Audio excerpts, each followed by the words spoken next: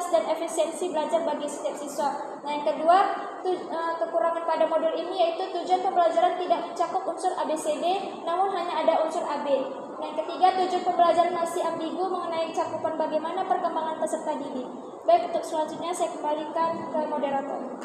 Baik, terima kasih kepada Yunda yang telah mempresentasikan hasil dari kelebihan dan kekurangan dari RPP dan juga modul. Kemudian pada analisis kelebihan dan kekurangan dalam proses pembelajaran RPP ataupun modul. Nah, jadi pada proses pembelajaran RPP atau modul itu juga memiliki kelebihan dan kekurangan ya. Yang pertama, kelebihan dari proses pembelajaran RPP.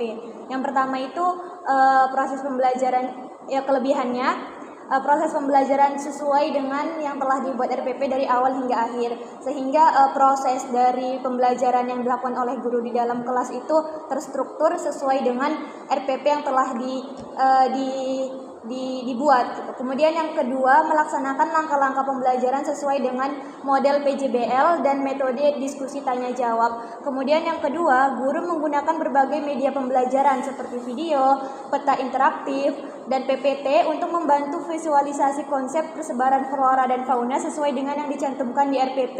Jadi di sini TPACK-nya itu ada. Kemudian yang kedua, terdapat juga kelemahan pada proses pembelajaran pada RPP.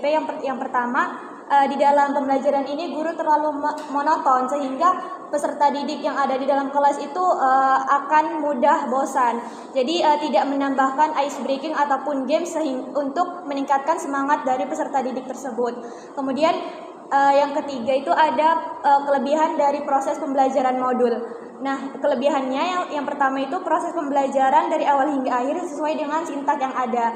Jadi sintak dari PJBL ini sesuai dengan yang dilakukan oleh guru. Kemudian yang kedua, materi ajar yang diintegrasikan dengan pendekatan lingkungan yang luas untuk mencapai 3 kompetensi, yaitu kompetensi pengetahuan, keterampilan, dan juga sikap. Kemudian yang ketiga, guru mendorong pendekatan inovatif dalam pembelajaran, termasuk kepada metode pengajaran yang berfokus pada pemecahan masalah, berpikir kritis, dan juga kreativitas. Kemudian yang keempat, ada kelemahan dari proses pembelajaran modul itu sendiri. Yang pertama, yaitu cara guru dalam membawakan proses pembelajaran terlalu monoton dan juga membosankan, sama seperti pada kelemahan di proses pembelajaran RPP.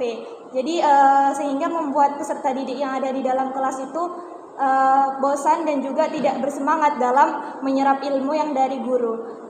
Nah, dari penjelasan terkait dengan 4 poin di atas itu dapat kami tarik kesimpulan bahwasannya RPP dan modul ini sudah cukup baik dan juga sesuai dengan syarat-syarat pembelajaran inovatif abad 21. Namun beberapa kekurangannya dalam pembuatannya seperti pada modul tujuan pembelajarannya ini tidak mencakup unsur A, B, C, D, namun hanya ada unsur AB.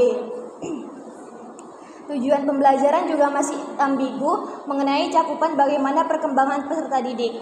Namun dengan adanya kelebihan dan kekurangan ini, guru dapat mengembangkan modul ajar dan RPP yang tidak hanya sesuai dengan prinsip pembelajaran abad 21, tetapi juga dapat mempersiapkan siswa untuk menghadapi tantangan global dengan keterampilan yang relevan dan inovatif.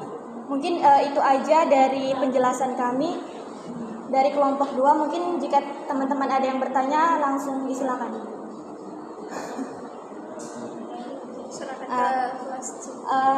Mungkin tidak ada ya. Ini jadi langsung saya serahkan pada kelas C kelompok 1. Terima kasih.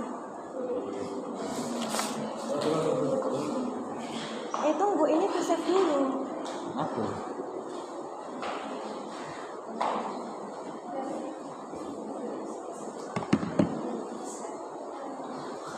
Mana?